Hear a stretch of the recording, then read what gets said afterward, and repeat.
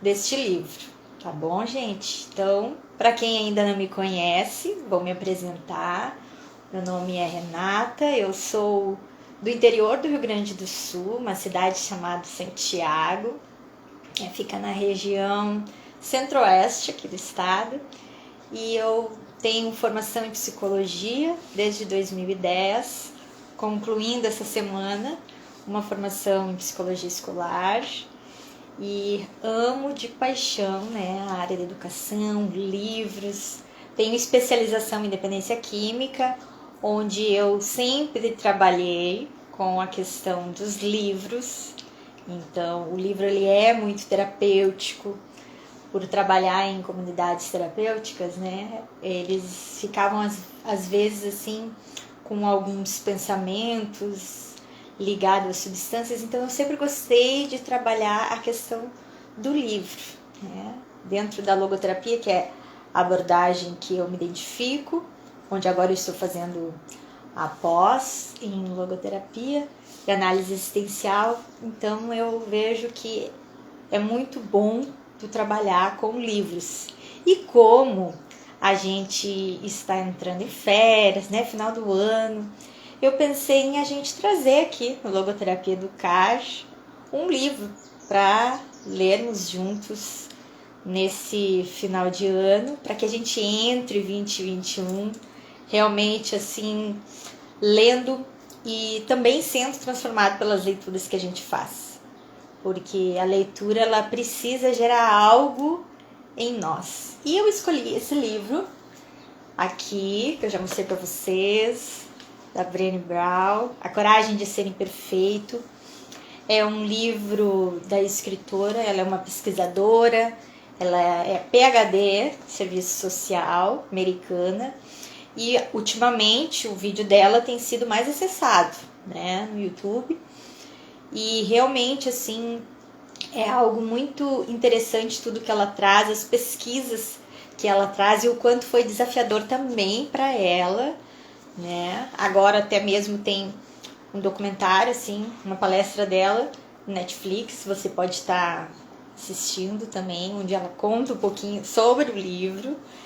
E eu, assim, pontuei algumas partes no início do livro, ali quando fala sobre a questão de nós sermos pessoas plenas, né? Quem nunca se sentiu, né, com medo, com vergonha? Isso tudo vem da nossa vulnerabilidade, que é um dos temas que a Brené estuda. E a gente pode, assim, realmente ser vulnerável, mas ter coragem, porque a coragem é quando a gente enfrenta a nossa vulnerabilidade. E aqui no livro, a abertura dele, eu vou pontuar para vocês. Quem tiver o livro pode estar abrindo, né, acompanhando junto. E quem não tem, fica a sugestão de ler. Tem áudios do próprio livro que você pode estar ouvindo, caso você não tenha o livro. E aí você pode me procurar depois no direct, me mandar uma mensagem, fazer alguma pergunta. E aí a gente vai conversando sobre o livro nessa jornada, ok?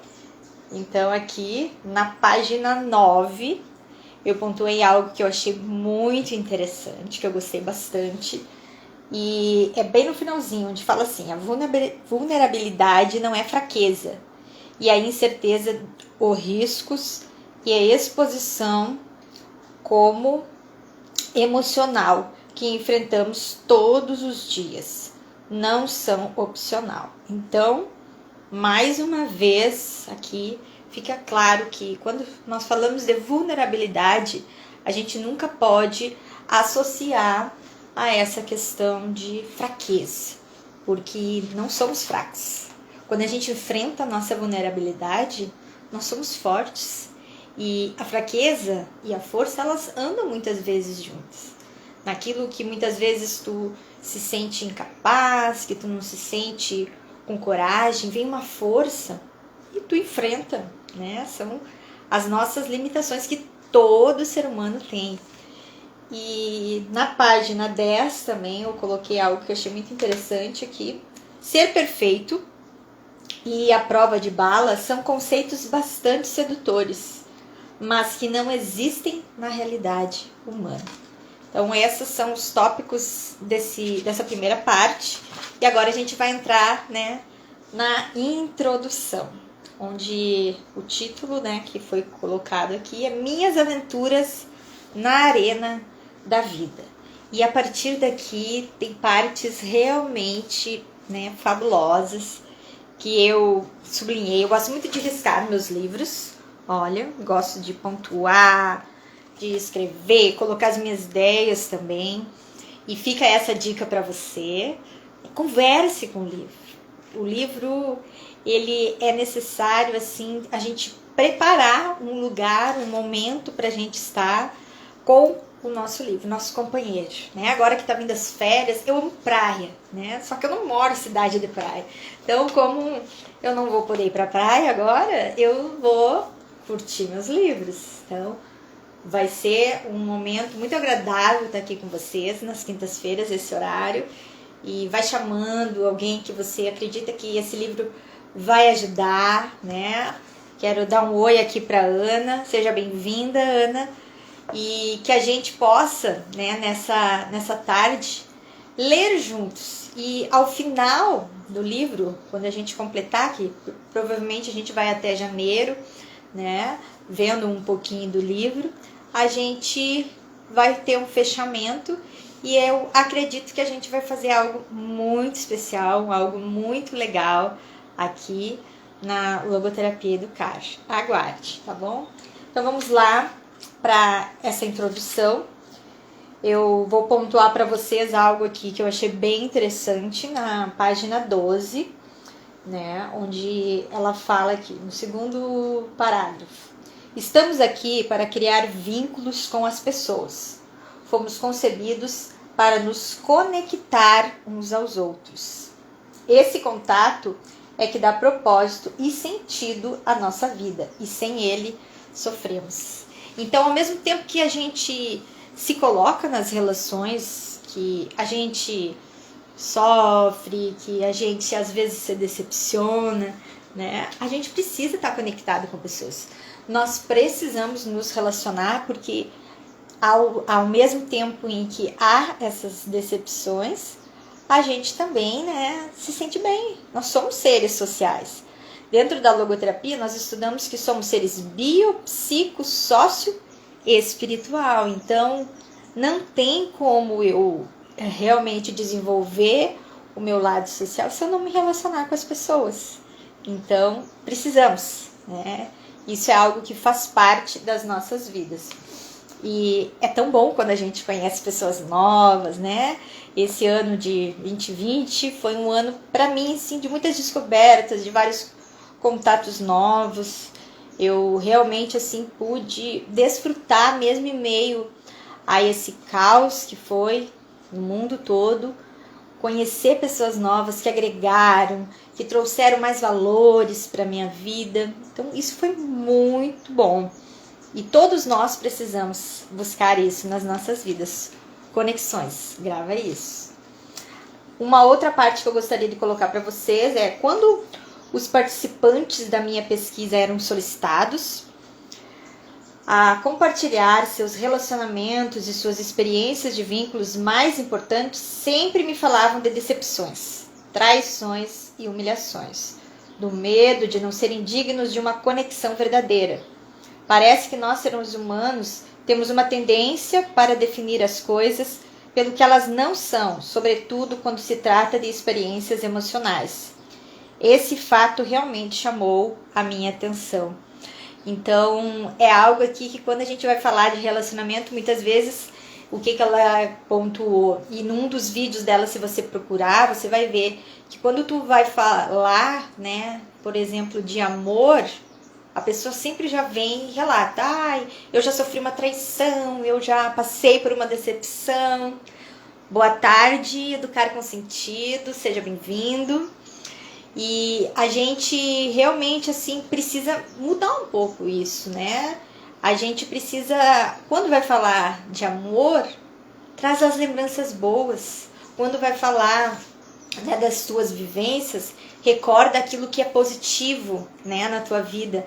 Não simplesmente traz assim as lembranças de coisas negativas, de momentos que te trouxeram dor, que te trouxeram fragilidades. Não que tu, agora eu vou esquecer totalmente. Não, a gente nunca esquece. Mas a gente precisa focar naquilo que é bom, né? Não naquilo que é negativo, naquilo que não foi legal, tá bom? E na página 13, algo que eu adoro, né, quando se fala sobre vida plena, ela traz aqui 10 tópicos de uma pessoa plena. Então, primeiro, cultive a autenticidade. Se liberta do que os outros pensam.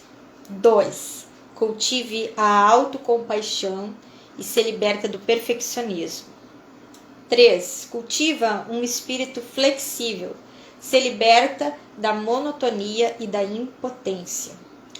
4. Cultive a gratidão e a alegria. Se liberta do sentimento de escassez e do medo do desconhecido.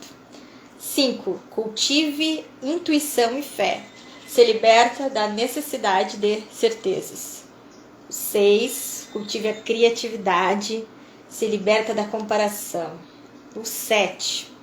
Cultiva o lazer e o descanso. Se liberta da exaustão como símbolo de status e da produtividade como fator de autoestima. Cultiva a calma, a tranquilidade. Se liberta da ansiedade como estilo de vida. 9. Cultiva tarefas relevantes. Se liberta de dúvidas e suposições. E 10. Cultive risadas, música e dança. Se liberta da indiferença e de estar sempre no controle. E essa parte aqui pra mim, quando eu li, eu realmente grifei, porque a gente busca isso na nossa vida, né? Todos nós queremos ter uma vida plena. E uma vida plena não é uma vida assim, simplesmente sem sofrimento, uma vida onde é tudo relax, tudo é 100%. Não, a gente vai ter desafios, a gente vai ter que enfrentar, né, alguns medos, alguns anseios. Só que a gente não pode ficar preso nisso. A gente tem que ter o domínio sobre as nossas emoções. Nós precisamos ter o nosso autocontrole, né? Então, tudo isso aqui é autenticidade, sermos nós mesmos. Para que mentir? Né? Hoje a gente está numa sociedade um pouco, muito assim... Eu sempre gosto de dizer que nós estamos vivendo, né, passando por esse processo onde nós temos que usar as máscaras, mas muitas vezes se vive uma vida de máscaras, né? Uma vida onde se engana, onde você não é você mesmo, onde às vezes você tá triste, mas você não gosta de dizer que tá triste. Então a autenticidade é isso, é ser você mesmo, seja autêntico. É um dos valores, para mim, que eu considero essenciais na vida do ser humano. Uma pessoa autêntica é uma pessoa que, com certeza, ela vai cultivar outros valores, sendo sincera, sendo honesta, sendo verdadeira. E nós precisamos ser assim conosco, né? Às vezes a gente busca tanto isso nas outras pessoas e nós. Será que nós somos? Então, fica a dica aí, tá bom? Então, viver plenamente quer dizer abraçar a vida. A partir de um sentimento de amor próprio, isso significa cultivar coragem, compaixão e vínculos suficientes para acordar de manhã e pensar: não importa o que eu fizer hoje ou o que eu deixar de fazer, eu tenho o meu valor. E ir para a cama à noite e dizer: sim, eu sou imperfeito, vulnerável e às vezes tenho medo, mas isso não muda a verdade de que também sou corajoso e merecedor de amor e aceitação, né? A nossa vida, a vida é um dom, e nós já nascemos no meio da coragem, né? Tantos que estavam ali querendo realmente vir, e quem nasceu? Eu, você, a Leonilda, né, que agora entrou aqui. Então, nós já somos corajosos desde o ventre, né, da nossa mãe, onde somente um espermatozoide entrou no óvulo e aí nós nascemos. Então isso é um ato de coragem, né? Então que a gente realmente possa assim ver as nossas limitações sim, mas reconhecer que nós somos corajosos, enfrentar isso todos os dias, sermos vulneráveis nesse sentido de reconhecer onde está a minha fraqueza, quais são os pontos que eu ainda quero melhorar, que eu preciso vencer, mas realmente eu assim me parabenizar por aquilo que eu já conquistei, aquilo que eu já venci. Então, para mim, esse ano de 2020 foi um ano muito assim, porque eu sou psicóloga, né? Mas não quer dizer que pelo fato da gente ser psicóloga a gente não passa por problemas. A gente não passa por dificuldades. E muitas vezes a gente precisa enfrentar isso. A gente tem que parar, tem que dizer, não tô bem, não tô legal, e agora tá na hora de eu cuidar de mim. Então, esse foi meu momento de vulnerabilidade, onde eu tive que realmente assim reconhecer, não tá legal isso, vamos mudar certas coisas, certos hábitos, certas atitudes, para voltar a viver uma vida que precisa ser plena e cheia de sentido, né? Meu amigo Ronald entrou aí, que esses dias fez a live, né? Ronald gosta muito de livros também, tem muitos livros lá na casa dele. E a gente aqui continuando, né, com esse primeiro capítulo. Agora nós vamos entrar então, já passamos pela introdução. A gente vai entrar nesse primeiro capítulo aqui, que o título é Escassez por dentro da cultura de não ser bom o bastante. Então, eu pontuei aqui várias partes do livro. E primeiramente ela traz esse relato de que foram pesquisas que ela realizou durante 12 anos e ela foi observar, né, o avanço desse conceito escassez, daquilo que fazia falta, né? E ela passou a perceber que isso estava assolando famílias, organizações, comunidades. Então, em todo o ambiente, as pessoas às vezes focam naquilo que elas não têm, né? E elas não são gratas por aquilo que elas já receberam. E ela chegou então à conclusão de que nós estamos cansados de sentir medo. Nós queremos viver com ousadia. Quem não gosta, né, de viver assim realmente repleto de coragem, de ser uma pessoa ousada, vencer tudo aquilo que tem como limitação. Mas às vezes as pessoas, por esse medo, se trancam, né? E aí entra vários problemas emocionais, como depressão também. Claro que existem outras questões além. Olha lá quem entrou, Bruna. Obrigada, Bruna, por você estar aqui. Uma amiga muito querida, né? Também aqui da minha cidade, de Santiago, mas que está aí pelo Brasil, né? Seja bem-vinda, Bruna. E a gente tá na página 18, pessoal, tá? Para quem tiver o livro e quiser acompanhar. Então aqui eu vou pontuar para vocês o que ela colocou. Que ela fez um grupo de pesquisadores que fez uma análise em 3 décadas, né, de canções que chegaram ao topo das paradas do sucesso. Isso aqui é muito interessante, porque todos nós amamos músicas, né? Eu amo música, gosto muito de música. Não consegui colocar uma música aqui pra gente hoje, pelo fato de, como falei, deu um problema na minha internet. Então eu tô só aqui com os dados móveis do celular para poder a gente conversar sobre o livro. Mas música, ela é algo também muito terapêutico. Então, as pessoas, nessa pesquisa, qual foi a tendência? Que elas estavam assim muito ligadas ao narcisismo, à hostilidade. Eles registraram essa tendência, né? Então, aquelas músicas que eram muito voltadas assim à questão do eu, né? O eu, o meu, e tirando totalmente o nosso, o coletivo. E eu escolhi esse livro pra gente conversar exatamente porque eu acho que ele também traz muito da logoterapia. Ele fala muito sobre o contexto, assim, de que nós somos uma pessoa, um ser completo, como o Frankl sempre olhou para o ser humano, né? E a gente tem que autotranscender. O que é autotranscender? Sair de nós mesmos, né? Nós não podemos ficar focados em mim, no meu problema. A sociedade, como um todo, passa por dificuldades, né? Mas eu não posso ficar focado só em mim. Eu não sou o centro das atenções. Então, eles perceberam, né, que as músicas que fizeram sucesso eram músicas assim, muito narcisistas, músicas muito voltadas até mesmo sofrimento. A gente pode ver aí músicas paradas, né, que fazem sucesso. É aquelas músicas muitas vezes que tem uma certa sofrência, que algumas pessoas até gostam de dizer, né? Então aqui, ó, a questão que esses pesquisadores relataram foi o declínio de palavras relacionadas a solidariedade, emoções positivas e um aumento, né, das palavras relacionadas à ira, comportamentos antissociais, a questão de matar, a questão do ódio. Então, tudo isso aqui foi relatado nessas canções. Músicas que servem para melhorar, nos ajudar.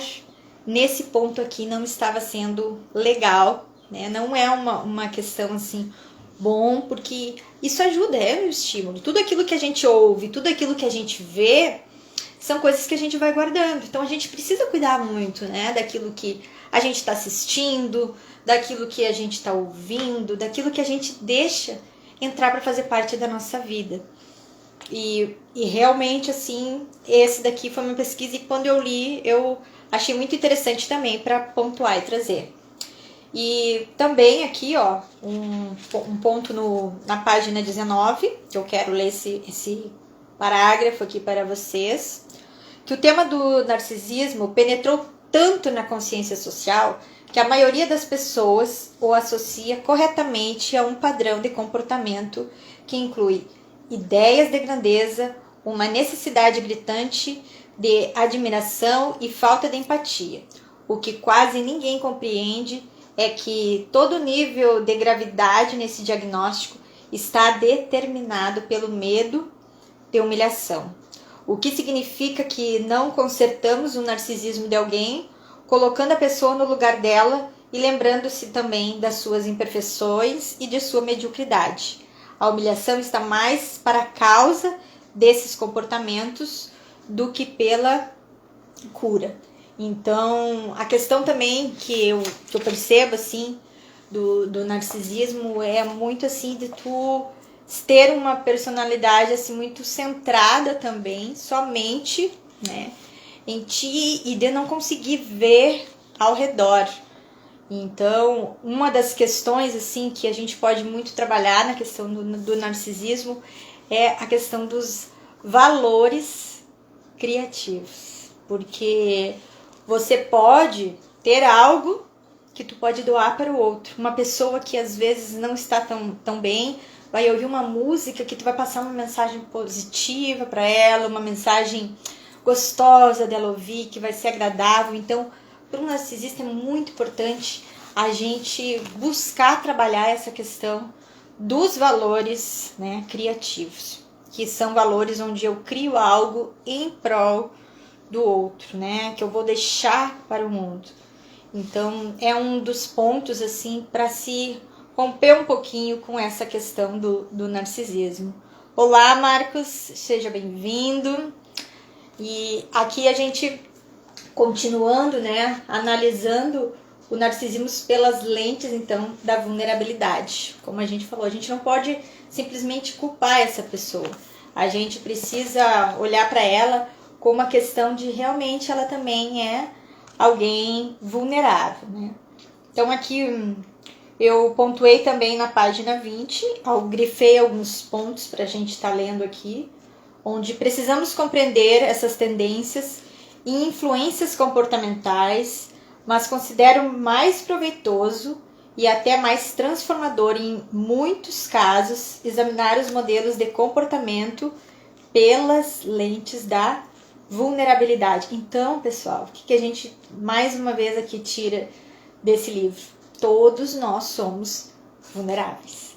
Só que qual é a diferença da minha vulnerabilidade para de outra pessoa? É eu enfrentar. Eu preciso correr esses riscos, né, de não traçar assim, muitas vezes colocar uma barreira. Não, eu não sou vulnerável, eu sou uma pessoa corajosa, eu não tenho medo de nada.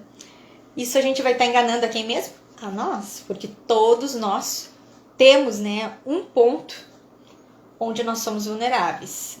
Talvez mais, mas um ponto em específico, a gente tem uma certa vulnerabilidade, a gente precisa enfrentar isso. A gente precisa correr esses riscos, né? Senão, a gente não vai fazer o que ela falou no início, as conexões, os relacionamentos. A gente vai se privar muitas vezes disso, pelo fato da gente não querer enfrentar a nossa vulnerabilidade. A gente se fecha e aí nesse ponto que a gente entra o quê? O próprio narcisismo, onde eu fico focado, me protegendo, né? E tantas coisas acabam desencadeando, aí entra problemas emocionais, muitas vezes casos de depressão, e para sair a gente sabe que não é fácil, aí é preciso muita ajuda médica, ajuda, né, de amigos, família, psicólogo, tantas coisas que para tentar realmente que tu saia dessa escuridão. Eu sempre uso esse termo que a depressão, ela é como um quarto escuro. E sabe quem já sofreu, né? Então, quem já passou o processo de depressão sabe o quanto isso é muito ruim. Isso mexe não só com a gente, mas com as pessoas também que estão ao nosso redor, né? Então, aqui um outro ponto para a gente ir para a página 21 e encerrando já, porque já estamos quase concluindo o primeiro capítulo. Percebo uma mensagem subliminar por todos os lugares dizendo que uma vida comum é uma vida sem sentido. Então é uma cobrança, né? Muitas vezes pelo sucesso. Claro que na própria logoterapia a gente trabalha com a questão da busca de sentido, né? Mas não aquilo, eu preciso encontrar o sentido da minha vida, eu preciso encontrar o sentido da minha vida. Não, tu vive e o sentido aparece, né? Daqui a pouco tu vê que tu tá fazendo algo que realmente traz sentido para ti, para as pessoas, tu te realiza. Mas quando tu às vezes está vivendo assim uma vida e te cobrando tanto, tu acha que minha vida, né, é uma vida comum, e aí tu associa que só porque ela é comum ela não tem sentido. Então isso daqui foi ponto também que foram pontos que ela também definiu, né, trazendo dessas questões da própria definição de narcisismo. E o meu valor é dado pela quantidade, né, de pessoas que curtem minhas postagens no Instagram ou no Facebook. Isso aqui são pontos que trazem, né, para a própria pessoa que sofre assim, aquele sentido de que ninguém me curte, ninguém me segue, ninguém quer estar comigo. E essa cobrança vai gerando na pessoa, porque ela vai às vezes se comparando com outras, né? Aqui na página 21, eu pontuei aqui lá no finalzinho algo que eu também gostaria de estar lendo para vocês. Voltando então à problemática anterior sobre estarmos ou não cercados de pessoas com transtorno de personalidade narcisista, acredito que exista uma poderosa influência social em ação agora mesmo, e o que o modo de ser comum faça parte dela. Mas tenho certeza de que a resposta está em uma camada mais profunda, né? Então, realmente aqui a questão da personalidade narcisista, ela é algo muito profundo, onde a gente, né, não é muitas vezes fácil trabalhar. Às vezes as pessoas dizem, não, a gente observa isso muitas vezes em crianças, quando se vê, né, essa criança, pensa só nela, mas às vezes se tem muitas outras coisas por trás, né, e a gente precisa observar esses comportamentos e ajudar realmente essa pessoa a enfrentar, desde criança, né? Porque as crianças são vulneráveis também. Olha lá quem está aqui, Tayane, lá de Brasília. Muito obrigada, seja bem-vinda. Ela já me disse que esse livro é fantástico, né? Já leu, então eu comecei ele essa semana e realmente, assim, eu achei assim essa parte fantástica, assim, já mexeu muito comigo, porque toda leitura mexe com a gente, né? Então, vamos ver aqui que o nosso amigo Marcos colocou, também é um colega psicólogo. Ele disse que Heidegger disse que há pessoas que vivem no anonimato, são essas que vivem em busca de status e negam a morte no sentido de ignorar. Isso aí, é verdade. Heidegger, para quem não sabe, né, pessoal, é um filósofo que também foi alguém que Frankl traz, assim, que ele estudou também para trazer um pouquinho para a logoterapia. E essa frase realmente aqui que o Marcos colocou é algo que Heidegger sempre trabalhou, né, muito na vida dele, aí a questão da própria existência. Era um filósofo fenomenal, né? Eu sempre gosto de dizer, até esses dias eu estava numa aula ontem e eu comentei com um professor a importância, né, de nós construirmos uma sociedade atual assim, onde também traga novos filósofos, né, onde realmente possam surgir novos pensadores, porque filósofos são pessoas, né, que pensam muito, eles realmente gostam de aprofundar tudo aquilo, eles não aceitam muitas vezes as coisas assim, prontinho, né, e a gente vive no século XXI, onde parece que as pessoas não gostam mais de buscar isso, fica somente na reprodução, e as pessoas de hoje, elas estão num momento diferente das pessoas que viveram no século XIX, no século XX. Então, uma das coisas que é fundamental para grandes pensadores está aqui, ó, livros. Então, é por isso que eu gosto tanto de trabalhar com livros. Sempre foi, né, uma das maneiras assim terapêuticas que eu desenvolvia para questões também de ansiedade, mudanças, né, de pensamentos vêm através de leituras. Às vezes tu tá tentando tantas coisas fazer na tua vida, mas tu não consegue. Aí tu lê lá num livro, pronto, agora eu sei o caminho. Então ele te ajuda e ele tá sempre presente contigo. Quando tu vai para uma sessão de terapia, tem aquele momento com o teu terapeuta, certo? Mas o teu livro, tu carrega ele para onde tu quiser. Então ele ajuda muito, né, nessa questão de tu poder construir esse hábito da leitura, de ler bons livros realmente, livros que agreguem na tua vida, né, e onde você tira mensagens, onde vão te ajudar a construir uma vida mais saudável, tá?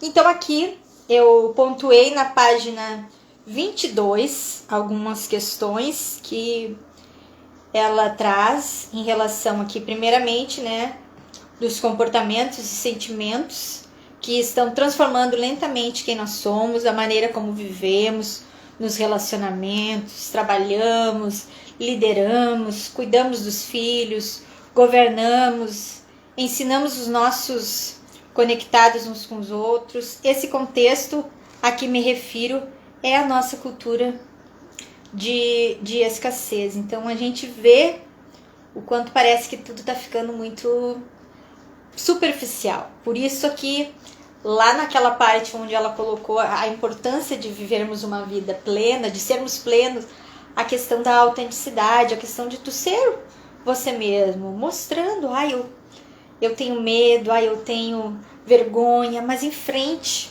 Isso é ser você mesmo. E às vezes essa questão dessa cultura, né, desse pensamento de escassez, tu não pode, não. Eu tenho que ser forte, eu tenho que, né, mostrar que sou valente, que sou poderoso, que sou poderosa.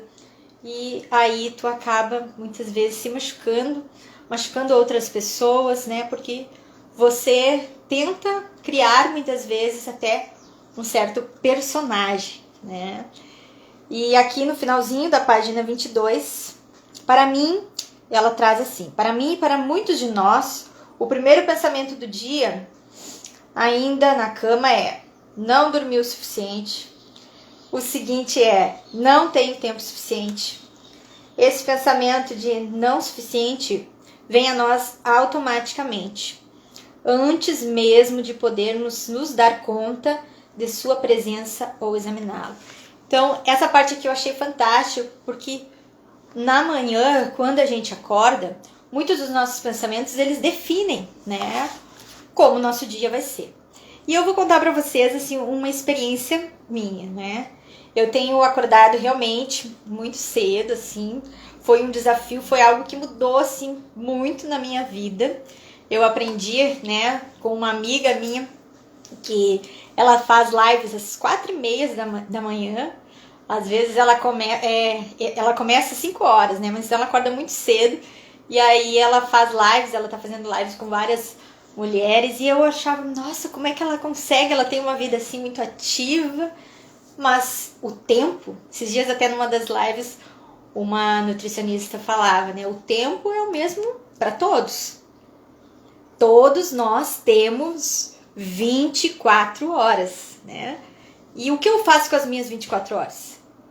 O que a minha família faz? Em casa ninguém acorda no mesmo horário, mas todos nós temos essas 24 horas. Então eu preciso saber realmente aproveitar o meu dia e não ficar focando, ai, eu queria mais tempo, ai, não deu tempo, ai, porque não dá, ai, vou ter que levantar da cama. Então eu mudei, uma das coisas que eu fiz foi mudar esse hábito na minha vida e ser grata, agradecer. A primeira coisa na manhã é agradecer. E uma das coisas que eu observei, gente, eu moro em casa, né, cidade do interior, a Bruna sabe onde que eu moro aqui, ela conhece aqui, então a minha rua é uma tranquilidade e eu nunca tinha ouvido os pássaros, pessoal. Nunca eu tinha parado para ouvir eles todas as manhãs. E quando eu comecei a mudar esse hábito na minha vida e eu comecei a agradecer mais em cada manhã, eu comecei a ouvir aqueles passarinhos todos os dias cantando. Parece que eles cantam para mim. Entende? Então, isso foi algo assim que me marcou muito. De eu poder ouvir eles cantando todas as manhãs. Eu acordo com eles aqui. Então, é algo assim fantástico, né? Que a gente precisa assim mudar aqueles pensamentos. Na nossa cama mesmo. Abrir os olhos, agradeça, seja grato. Grato pela vida, quantas pessoas, né, estão aí nesse momento da Covid, lutando, querendo vencer, querendo sobreviver, e a gente, cheio de saúde, às vezes a gente não é grato pelo que a gente tem, pela cama que a gente tem, né, de realmente assim poder desfrutar de cada momento e não ficar só naquilo, ai, não dá, ai, hoje tá chovendo, então não, eu preciso dormir um pouquinho mais. Organize, vamos organizar o nosso tempo, não vamos ficar preso na cultura da escassez, né, naquilo que não dá, naquilo que eu não tenho.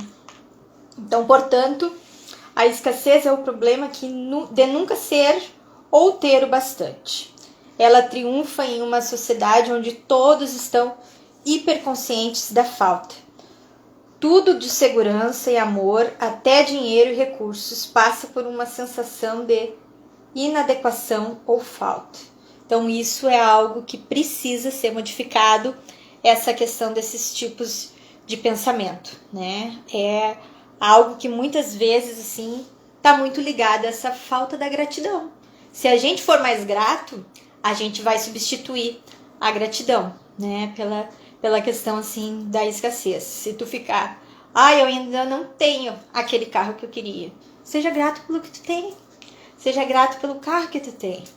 Seja grato por o local onde tu mora, pela casa que tu mora. Se tu quer morar numa casa melhor, ok, mas não fica preso. Eu não tenho. Isso não faz bem pra ti.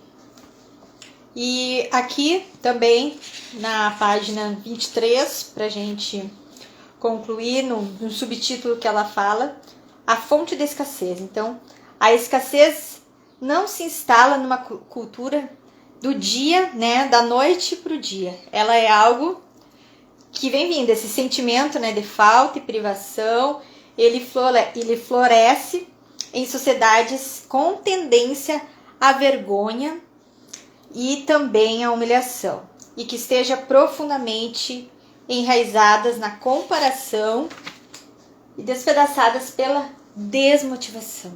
Então, essa parte também eu achei assim muito boa. Foi uma das partes também que eu pontuei, porque a gente já tá aqui no final, né?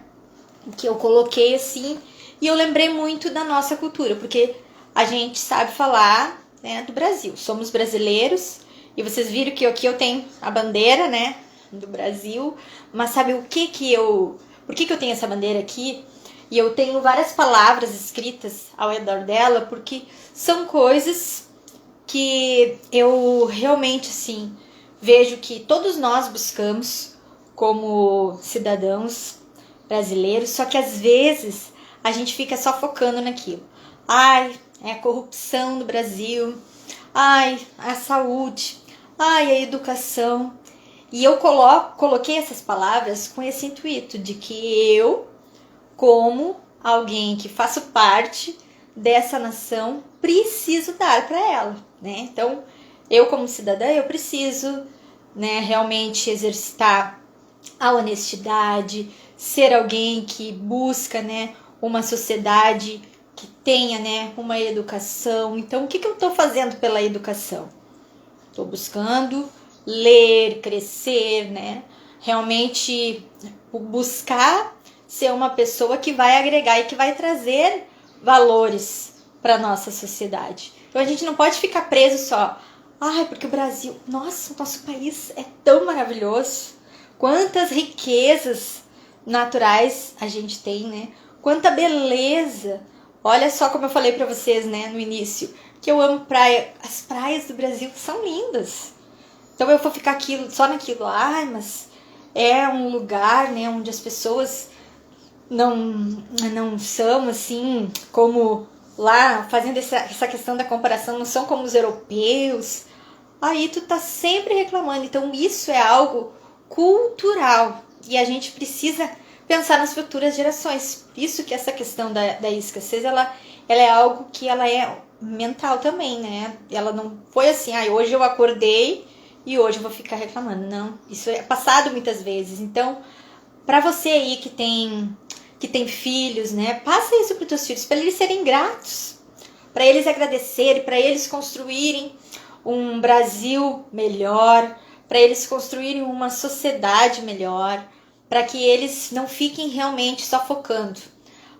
Não dá, não vai tá legal, não tá legal. Isso passa o quê? Sempre a responsabilidade que deve ser minha, eu passo para o outro, como se somente o outro, né, que não faz as coisas corretas e do jeito como eu gostaria que fosse. Então, para de focar no erro dos outros e faça você realmente aquilo que é correto, aquilo que vai fazer e vai mudar essa cultura de escassez, de não ficar sempre reclamando. Que às vezes a gente fica focado só naquilo e dizendo, não é bom, não é legal, não tem isso. Então construa. Se ainda não tem, né, algo bacana que tu gostaria que tivesse na região aí, talvez onde tu mora, vai lá, procura, investe, se relaciona com pessoas que tu possa construir isso. Então, por isso é tão importante a gente saber, né, sobre os nossos relacionamentos também. E pra gente concluir, né, pessoal, aqui na página 25, eu vou só ler um ponto aqui que eu coloquei para vocês também, sobre essa questão da escassez. A preocupação com a escassez é a aversão da nossa cultura para o estresse pós-traumático. E aqui, né, olha só, na página 25, já fechando, eu coloquei aqui como muito importante também essa parte, que o oposto da escassez é o suficiente, ou o que acho de plenitude, em sua essência. É a vulnerabilidade, enfrentar a incerteza, a exposição, os riscos emocionais, sabendo que eu sou o bastante. E também aqui, todos queremos ser o quê? Corajosos. Nós queremos viver com ousadia. Então, essa primeira parte, eu pontuei esses tópicos aqui, tá bom? Eu tenho um grupo no Telegram aqui do Logoterapia e Educar, que tá o link na bio, você pode entrar lá, que eu vou estar passando para vocês alguns tópicos ao longo dessa semana, tá? Sobre essa parte do livro que a gente conversou hoje. E a semana que vem a gente vai estar pontuando o capítulo 2, onde a gente vai entrar nos mitos. Essa parte muito legal, né? Sobre a questão de nós derrubarmos esses mitos sobre a vulnerabilidade. Ele é um pouquinho maior, tá? Então pode ser que a gente demore um pouquinho mais semana que vem, na quinta-feira. É dia 24, né? É bem na véspera aí do Natal, mas a gente vai fazer às 6 horas, às 18 horas.